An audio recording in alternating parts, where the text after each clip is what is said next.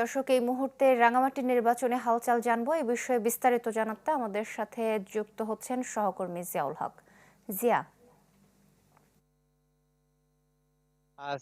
আপনি জানেন যে কদিন পরে আসলে যে নির্বাচন কমিশনের যে তফসিল ঘোষণার কথা রয়েছে, যে তফসিল ঘোষণার আগে আসলে আমরা দেখতে পেয়েছি রাঙ্গামাটি এই একটি মাত্র আসন, যে আসনে যে রাজনৈতিক দল, যে 5টি রাজনৈতিক দল তাদের এখানে স্থানীয়ভাবে নির্বাচনী রাজনৈতিক দলে যে মনোনয়ন দিয়েছেন, তারা আসলে এই মুহূর্তে বিভিন্ন উপজেলাগুলোতে আসলে চষে বেড়াচ্ছেন, ভোটের প্রচারণা শুরু করেছেন এখনো তফসিল ঘোষণা না হলেও। এবং এই যে তারা যে নানা ধরনের প্রতিশ্রুতি দিচ্ছেন নির্বাচনে জয় হলে তারা কি করবেন, এবং কি স্থানীয়দের যে দাবি, সেই দাবিগুলো তারা আসলে উপস্থাপন করছেন। এই বিষয়গুলো নিয়ে আমি আজকে একজন অতিথিকে যুক্ত করতে চাই, যিনি একজন সংবাদকর্মী, এবং তিনি আসলে ভোটের মাঠগুলো কিভাবে দেখছেন, প্রচারণা কিভাবে দেখছেন, আসলে ভোটারদের সাথে কি কথা বলেছেন সেটি আসলে জানার একটু চেষ্টা করবো। আপনার সাথে একটু কথা বলতে চাই। আসলে কেমন দেখছেন প্রচারণা, আসলে কি অবস্থা, সবকিছু বিবেচনা যদি একটু বলতেন আসলে।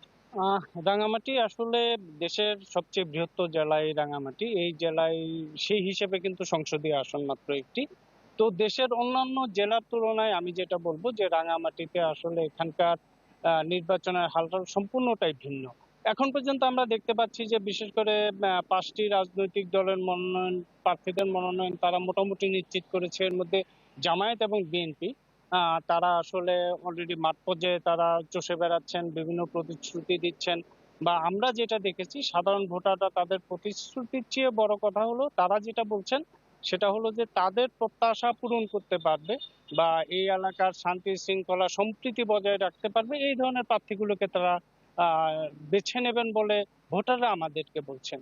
কিন্তু এখানে একটা বিষয় মনে রাখতে হবে যে সারা দেশের নির্বাচনী বিষয়টাকে পার্বত্য চট্টগ্রামে আসলে বা রাঙামাটি আসনে এভাবে মানে একত্রীকরণ বা একীকরণ করা সম্ভব নয়। কারণ হলো যে এখানকার যে নির্বাচনী আসন, এখানে আসলে আঞ্চলিক দলগুলোর একটা প্রভাব থাকে। তাদের এই প্রভাবের কারণে দেখা যায় যে জাতীয় রাজনৈতিক দলগুলো এখানে জিতে আসাটা অনেকটাই কঠিন হয়ে যায়। তো এইভাবেই আসলে এখন পর্যন্ত চলছে এখানকার রাজনীতির মাঠের আলোচনা।